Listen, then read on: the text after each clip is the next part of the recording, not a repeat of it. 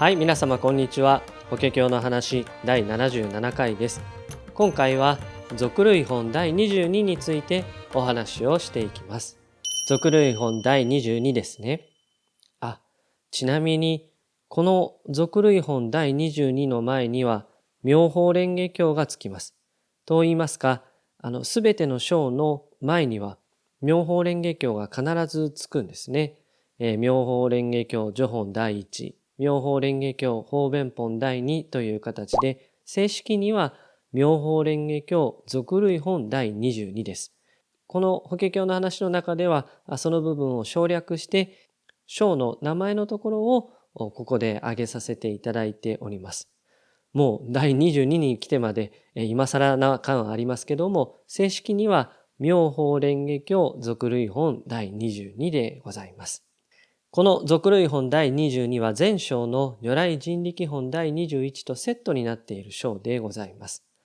前回の如来人力本第21では、釈尊滅後に法華経を説くこと、特にその法華経を説かれる時代が非常に乱れていて、社会やそこに生きる人間の性質が非常に乱れている。そういう時に法華経を説くことは大変困難である。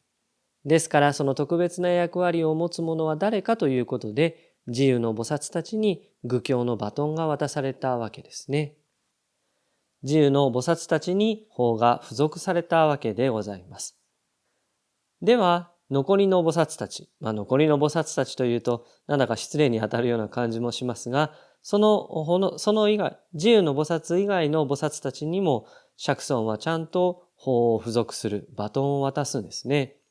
先の自由の菩薩たちが教えを説く時代ほど困難な時代ではないときには、自由の菩薩たち以外の菩薩たちを法華経を説きなさいとこうバトンを渡すわけです。ですから先の自由の菩薩たちへの付属を別付属、特別な付属ですから別付属、それからその他のすべての菩薩たち、すべての菩薩たちに与えられる付属を相付属と言います。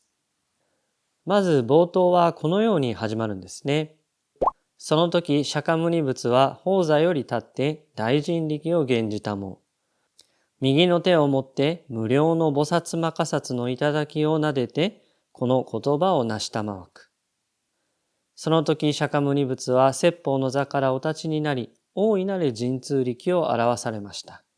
そして右の手で数多くの菩薩たちの頭の頂を撫でて次のように仰せになられました。このように冒頭では示されます。釈尊は大変多くの菩薩たちの頭を撫でて付属をされます。ですからこの付属を先の相付属とも言いますけども、超付属とも言ったりします。とても素晴らしい光景ですね。釈尊と弟子である菩薩たちが長年共に励んで修行してきたその信頼関係が見て取れるような風景でございます。それで釈尊は菩薩たちの頭を撫でて、私は無量百千万のアーソーギーコーという数えきれないほどの時間、この得難き最高の悟りの方を修学してきた、修行してきたと仰せになり、さらに、今もって何立ちに付属す。何立ちはまさに一心にこの法を流布して広く増薬せしむべしと。今これをそなたたちに付属する。そなたたちは懸命に法華経の教えを広め、広く多くの人たちを成仏に導きなさいと、こう仰せになられるんですね。ここに付属がなされるわけでございます。そして同じく、格のごとく三度諸々の菩薩摩訶薩の頂を撫でて、この言葉を成したまわくと。このように菩薩たちの頭を3回撫でて、次のように語られましたとあります。釈尊はこの付属をすることに対して、さらに補足を加えてくれるわけです。私は大変長い間、この上ない教えを修行した。今、その法華経をそなたたちに付属します。その者たちは、この経を授受し、読受し、広く教えを説いて、すべての生きる者たちに聞き知らせなさい、とこう仰せなんですね。この法華経を必ずや多くの者に広めてほしいと、こうご教示になります。で、なぜそのようにするのか。それが次のように示されています。なぜなら、仏というのは広大な慈悲があり、物惜しみをせず、恐れるところもなく、あらゆる者たちに仏の知恵を与えるからであると。だからそなたたちもこの仏の振る舞いを真似て教えを広めなさいと仰せになるんですね。菩薩たちをただ自分だけで法華経を授受するだけでなく、仏と同じく広大な慈悲を持って物惜しみをせず、恐れるところもなく教えを広めなさいとご教示なんですね。ここでの恐れるというのは、世間に対して恐れることなくという意味で、つまり世間というものに迎合しないでという解釈があるそうでございます。世間はこうだから、社会はこうであるからと、そういうことばかりに引っ張られてしまっては、仏法を説くことはできません。もちろん少なからず世間に動じていくことで主張を引っ張ってあげることはあるんでしょうけども、肝心なところではやはり世間に迎合しては真実を語ることはできないんですね。ですからそういったことに恐れることなくとこう示されるわけでございます。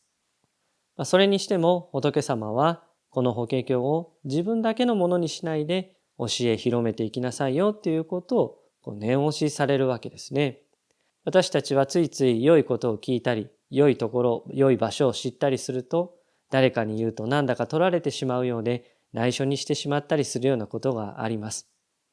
先日もある方が素敵なカフェを見つけたのでみんなにバレなければいいのになぁとおっしゃっていました。その気持ちなんだかよくわかります。ただ、こと法華経に関しては仏様は自分のものだけにしてはいけない。語り伝えていきなさいとこう仰せなんですね。これは随記本のところでもありましたけれども、喜びの共有ということであろうかなとも思います。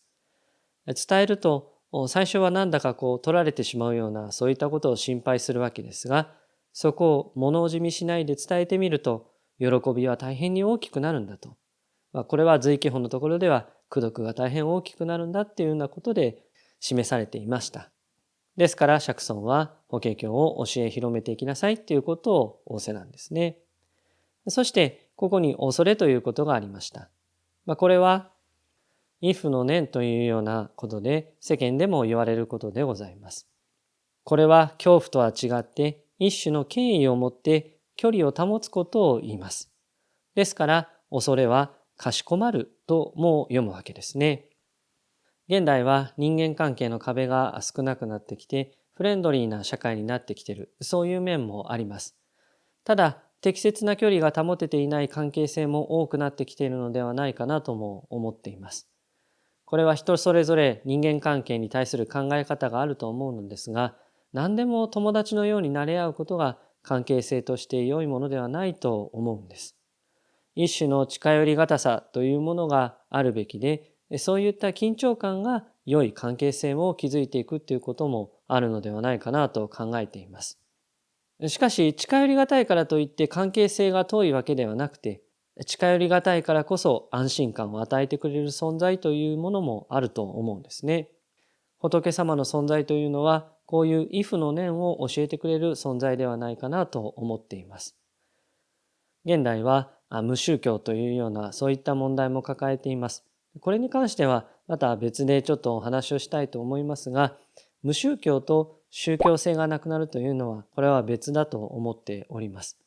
ただ今宗教性の方もなくなっているっていうことがあるようでございまして、そういった中では畏怖というものを教えるものがなくなっていく、そういったことがあるのではないかなと思って、少し心配をしております。さてこうやって釈尊から付属を受けた菩薩たちは心から喜んで、世尊の勅のごとくまさにつぶさに奉公すべし、ただしかなり世尊願わくば裏思いしたもうこと今さざれ。世尊の仰せに従い私たちはそのままに実践いたします。どうぞ世尊よお願いします。心配などされませんようにと皆で一斉に申し上げるんですね。そして先ほど三度釈尊が菩薩たちの頭を撫でてくれたように、菩薩たちはこの言葉を三度申し上げます。これを聞いた釈尊はほっと安心したことでしょう。そしてここで虚空への説法の儀式が終わります。釈尊は十方の仏たちに告げるんですね。諸仏よ、どうぞ元の世界にお戻りください。多宝塔はこれにて扉をお示します。これを聞いた十方の諸仏や多宝如来、上行等の自由の菩薩、また長州たちは、これで多宝における説法の儀式が完成したことを知りまして、皆大いに喜び合いましたと説かれまして、これで俗類本第22は終わるんですね。本当に短い章ですが、この最後の部分で長州たちの本当に心の底からの喜びが聞こえてくるような、そういった章になります。内容的には法華経は実はここで終わっても良いようなものなんですが、ここからもう一度領受戦における説法が始まります。領前へですね。実際に様々な菩薩たちが法華経を修行する姿が示されまして、これから法華経を行じていく人たちへのエールを送ってあげる、そういった内容になっていると言われています。ところで、この俗類本をもって釈尊は自分の滅後のことをしっかりと整えられたんですね。これは以前にもお話ししましたが、他のどの宗教にもあまり見ることができない説法であったと思います。大体どのような宗教も絶対的な存在が永遠不滅の存在としてそこにあるという教えを説くわけですね。ところがこの法華経では、釈尊は絶対的な存在としてではなく、衆生を導くために入滅をし、そして次の世代へと付属する姿を示すんですね。実際こういう継承をしていくということはとても難しいことでございます。どのような時代でも社会でも技術の継承とか後継者の育成というのはいつも難題であるわけです。ですからある意味絶対的な存在として置いておく方がなんだか都合がいいようにも思うんですね。しかしこの法華経ではその問題から逃げないわけです。そこがすごいところではないかなと私は思っています。この法華経の精神性は他のところにも現れていまして、例えば前半釈問の主題となった平等ということもそうでした。平等というのは口だけでも同じであるっていうようなことを言ってしまえばそれは楽なんですね。しかし実際誰も同じではないということがあるときに、その平等の問題に触れるというのは非常に困難なことになります。しかし法華経はその問題に真正面から向き合っていきました。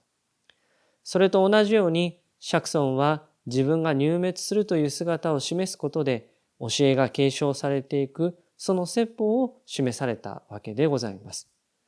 そこには守る側の相当な決意がなければならないことや、増上慢にならずに絶えず行じていく姿勢が必要であるとか、そういう訓戒になるものが多く示されてもいます。そういう意味でもこの俗類本までの説法は、釈尊の立場から、自由の菩薩たちの立場から、その他の聴衆の立場から、それぞれの立場から見ていくことで、とても学ぶことが多いのではないかなと思っております。さて、次回は薬王菩薩本事本第23になります。薬王菩薩は星本や漢字本でも登場してきました。この薬王菩薩本事本第23では薬王菩薩の過去世が示されます。それはまた次回の話とさせていただきまして、本日はこれまでといたします。ご清聴誠にありがとうございました。それではまた。さようなら。